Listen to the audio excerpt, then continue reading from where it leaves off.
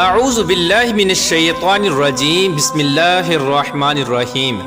اللہ تبارک و تعالیٰ کے نام سے شروع جو بڑا مہربان اور نہایت رحم کرنے والا ہے۔ قرب قیامت کا ایک ایسا خوفناک فتنہ جس کا خوف اور دبدبہ ہر زمانے میں پایا جاتا تھا۔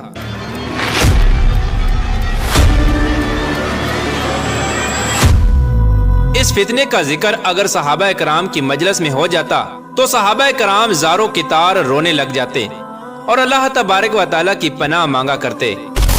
پیارے دوستو، آج کی اس ویڈیو میں ہم بات کریں گے کائنات کے سب سے بڑے فتنے کی، یعنی دجال کی، کہ دجال کون ہے اور دجال حقیقت میں کس شخصیت کا نام ہے، اور دجال کی پیدائش کب اور کیسے ہوئی، اور دجال کے ماں باپ کون ہیں، اور کیا حضور پاک صلی اللہ تعالی علیہ وآلہ وسلم کے زمانے میں بھی دجال موجود تھا، اور دجال اس وقت کہاں ہے، اور دجال اس دنیا کے اندر کب ظاہر ہوگا۔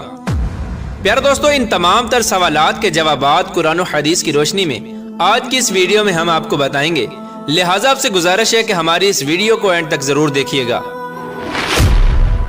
پیارے دوستو، حضور پاک صلی اللہ تعالی علیہ وآلہ وسلم نے ارشاد فرمایا کہ قیامت اس وقت تک قائم نہ ہوگی جب تک دجال اس دنیا میں ظاہر نہ ہو جائے۔ دجال کی ظاہری نشانیاں اور شکل و صورت کے بارے میں حضور پاک صلی اللہ تعالی علیہ وآلہ وسلم نے ارشاد فرمایا کہ دجال چھوٹے قد کا ہوگا اور وہ بد صورت ہوگا، اور وہ ایک آنکھ سے اندھا ہوگا، اس کے دونوں پاؤں ٹیڑھے ہوں گے، اور اس کے جسم میں بہت زیادہ بال ہوں گے، اس کے سر کے بال گنگریالے ہوں گے، اور اس کا رنگ سرخ یا گندمی ہوگا، اور اس کی ناک طوطے کی چونچ جیسی ہوگی۔ اور دجال کی سب سے واضح نشانی یہ ہوگی کہ اس کے ماتھے پر کاف فا را لکھا ہوگا، جس کو ہر مسلمان پڑھ لے گا، چاہے وہ پڑھا لکھا ہو یا ان پڑھ ہو، لیکن کافر اور فاسق اس کو نہ پڑھ سکیں گے۔ پیارے دوستو، دجال جب اس دنیا کے اندر ظاہر ہوگا تو لوگوں کے سامنے پرہیزگار بن کر رہے گا تاکہ لوگ زیادہ سے زیادہ اس کی اتباع کریں، لیکن اندر سے یہ کافروں کی طرح ظالم ہوگا۔ دجال سب سے پہلے نبوت کا دعویٰ کرے گا، جب اس کے ماننے والوں کی تعداد زیادہ ہو جائے گی تو یہ خدائی کا دعویٰ کر دے گا۔ دجال ایک بہت بڑی سواری پر سوار ہو کر پوری روئے زمین میں گردش کرے گا۔ وہ سواری اتنی بڑی ہوگی کہ اس کی دونوں آنکھوں کا درمیانی فاصلہ 40 گز ہوگا۔ پیارے دوستو، دجال کے پاس بے شمار طاقت اور بے شمار مال و دولت اور خزانے ہوں گے۔ اس روئے زمین کی زیادہ تر نہروں پر دجال کا قبضہ ہوگا۔ اس کی اجازت کے بغیر کوئی بھی پانی نہ پی سکے گا۔ یہ لوگوں کو گمراہ کرنے کے لیے طرح طرح کی شعبدہ بازیاں دکھائے گا۔ یہ آسمان کو حکم دے گا تو وہ بارش برسائے گا، اور زمین کو حکم دے گا تو وہ سبزہ اگائے گی۔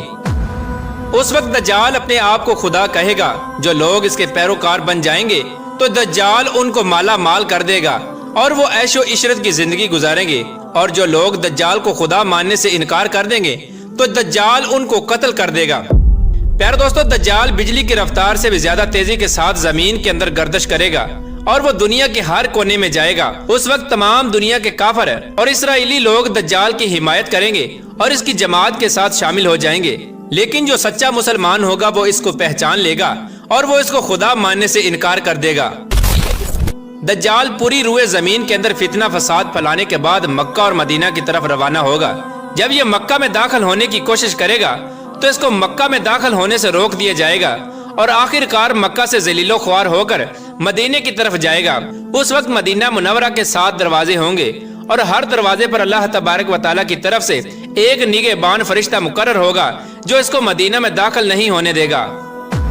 اس طرح دجال مکہ اور مدینہ کے باہر کھڑا ہو کر ایک خوفناک چیخ مارے گا۔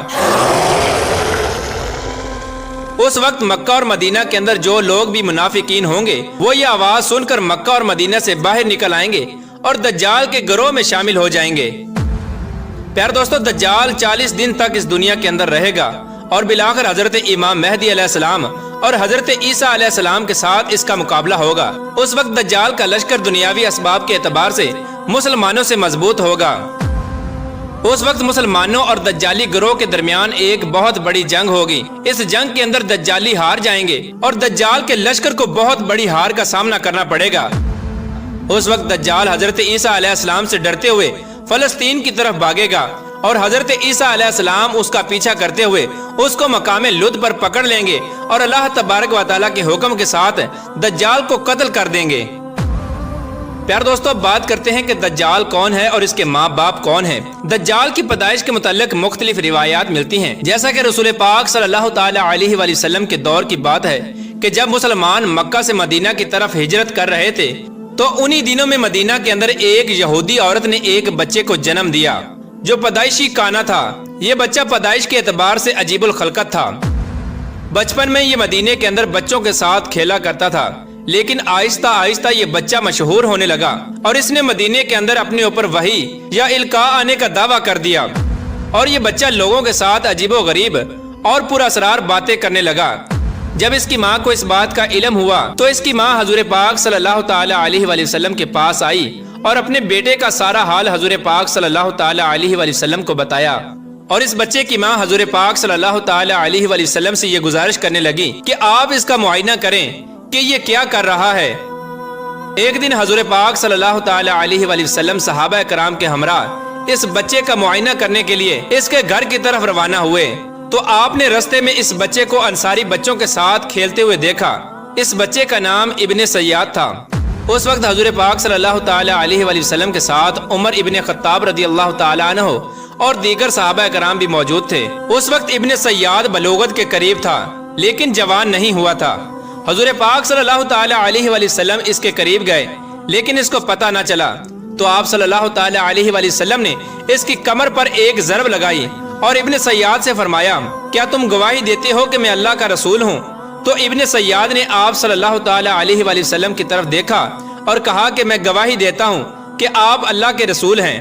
پھر ابن سیاد نے حضور پاک صلی اللہ تعالی علیہ وآلہ وسلم سے کہا کہ کیا آپ گواہی دیتے ہیں کہ میں اللہ کا رسول ہوں؟ تو آپ صلی اللہ تعالی علیہ وآلہ وسلم نے ابن سیاد کو چھوڑ دیا اور فرمایا کہ میں اللہ اور اس کے رسولوں پر ایمان لایا۔ اس کے بعد نبی پاک صلی اللہ تعالی علیہ وآلہ وسلم نے ابن سیاد سے پوچھا کہ تو کیا دیکھتا ہے؟ تو ابن سیاد نے کہا کہ میں سمندر پر عرش دیکھتا ہوں۔ تو اس وقت حضور پاک صلی اللہ تعالی علیہ وآلہ وسلم نے ارشاد فرمایا کہ وہ ابلیس کی چال ہے۔ اس وقت ابن سیاد نے حضور پاک صلی اللہ تعالی علیہ وآلہ وسلم کو بتایا کہ میرے پاس سچی اور جھوٹی خبریں آتی ہیں۔ یہ بات سن کر آپ صلی اللہ تعالی علیہ وآلہ وسلم نے فرمایا، پھر تو تیرا معاملہ الٹ ہو گیا۔ اس کے بعد حضور پاک صلی اللہ تعالی علیہ وآلہ وسلم نے ابن سیاد سے فرمایا کہ میں نے تیرے لیے ایک چھپانے والی چیز چھپائی ہے۔ دراصل اس وقت حضور پاک صلی اللہ تعالی علیہ وآلہ وسلم نے اپنے دل کے اندر لفظ دخان سوچا تھا تو ابن سیاد حضور پاک صلی اللہ تعالی علیہ وآلہ وسلم سے کہنے لگا کہ آپ نے دل کے اندر جو چیز چھپائی ہے وہ الدخ ہے۔ تو اس پر آپ صلی اللہ تعالی علیہ وآلہ وسلم نے ارشاد فرمایا کہ ذلیل ہو جا، تیری قدرت بڑھ نہیں سکتی۔ اس وقت حضرت عمر رضی اللہ تعالی عنہ نے فرمایا کہ اگر آپ مجھے اجازت دیں تو میں اس کی گردن اڑا دوں۔ اس وقت حضور پاک صلی اللہ تعالی علیہ وآلہ وسلم نے ارشاد فرمایا کہ اسے چھوڑ دو، اگر تو یہ سچا ہے تو اسے قتل نہیں کر سکتا، اور اگر یہ جھوٹا ہے تو اسے قتل کرنے میں کوئی بھلائی نہیں۔ پیار دوستو، مدینے کے لوگ ابن سیاد کے بارے میں یہ کہا کرتے تھے کہ بعض شیاطین اس کے پاس آتے تھے جو اس کو عرش الہی کی خبریں دیا کرتے تھے، جبکہ حضور پاک صلی اللہ تعالی علیہ وآلہ وسلم نے ابن سیاد کے معاملے میں سکونت اختیار کی ہے، کیونکہ آپ صلی اللہ تعالی علیہ وآلہ وسلم کی طرف یہ وحی نہیں کی گئی کہ ابن سیاد کی حقیقت کیا ہے، جبکہ بعض لوگ ابن سیاد کو ہی دجال مانتے ہیں اور کچھ صحابہ کرام کا خیال بھی یہی تھا۔ اور ایک دوسری روایت میں ملتا ہے کہ حضرت عمر رضی اللہ تعالی عنہ حضور پاک صلی اللہ تعالی علیہ وآلہ وسلم کے سامنے ابن سیاد کو دجال کہا کرتے تھے، لیکن آپ صلی اللہ تعالی علیہ وآلہ وسلم نہ ہی اس بات کا اقرار کرتے اور نہ ہی اس بات کا انکار کرتے۔ پیارے دوستو، ابن سیاد کے اندر ایسی بہت ساری نشانیاں موجود تھیں جو کہ دجال کی نشانیاں تھیں۔ یہی وجہ ہے کہ اس دور کے اندر صحابہ کرام بھی ابن سیاد کو دجال کہا کرتے تھے، اور بعض مفسرین کا یہ کہنا ہے کہ ابن سیاد ہی وہ شخص ہے جو قرب قیامت میں دجال بن کر ظاہر ہوگا۔ حضرت ابو سعید خدری رضی اللہ تعالی عنہ بیان کرتے ہیں کہ ابن سیاد مجھ سے کہنے لگا کہ میں دجال کے ماں باپ کو بھی جانتا ہوں اور دجال کو بھی جانتا ہوں۔ تو اس وقت حضرت ابو سعید خدری رضی اللہ تعالی عنہ نے ابن سیاد سے کہا کہ کیا تو اس بات کو پسند کرتا ہے کہ تو ہی دجال ہو؟ تو اس وقت ابن سیاد نے کہا کہ اگر مجھے دجال بنایا گیا تو میں اس بات کو ناپسند نہیں کروں گا کہ میں دجال بنوں، یعنی کہ میں دجال بننا پسند کروں گا۔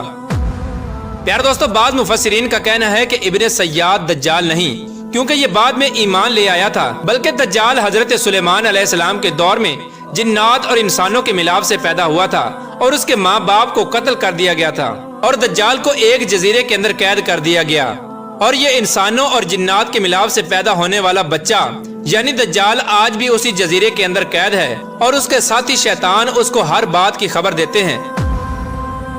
دجال کی پیدائش کے بارے میں حضرت امام زرقانی رحمۃ اللہ تعالی علیہ بیان فرماتے ہیں کہ دجال وہ فتنہ ہے جس کو اللہ تبارک و تعالی نے اس وقت پیدا فرمایا جس وقت حضرت آدم علیہ السلام کو جنت سے نکالا گیا تھا، اور دجال کو بنا ماں باپ کے پیدا کیا گیا، اس کا کوئی ماں باپ نہیں۔ پیار دوستو، حقیقت تو یہ ہے کہ دجال قرب قیامت میں ظاہر ہوگا، اور اس کی جو نشانیاں ہوں گی وہ واضح طور پہ حضور پاک صلی اللہ تعالی علیہ وآلہ وسلم نے اپنی احادیث کے اندر بیان فرمائی۔ لیکن یہ دجال کہاں ہے، اور یہ کہاں سے آیا، اور یہ کیسے پیدا ہوا، اور اس کے ماں باپ حقیقی طور پر کون ہیں، اس کے بارے میں کسی کو کوئی علم نہیں۔ اس کا علم صرف اللہ تبارک و تعالیٰ کے پاس ہے۔ اللہ تبارک و تعالیٰ بہتر جانتا ہے کہ دجال حقیقت میں کون ہے اور یہ کیسے پیدا ہوا۔ اللہ تبارک و تعالیٰ سے دعا ہے کہ اللہ تبارک و تعالیٰ اپنے پیارے حبیب حضرت محمد مصطفیٰ صلی اللہ تعالیٰ علیہ وآلہ وسلم کے صدقے ہمیں دجال کے فتنے سے بچائے اور ایمان کی سلامتی کے ساتھ ہمیں جینا مرنا نصیب فرمائے۔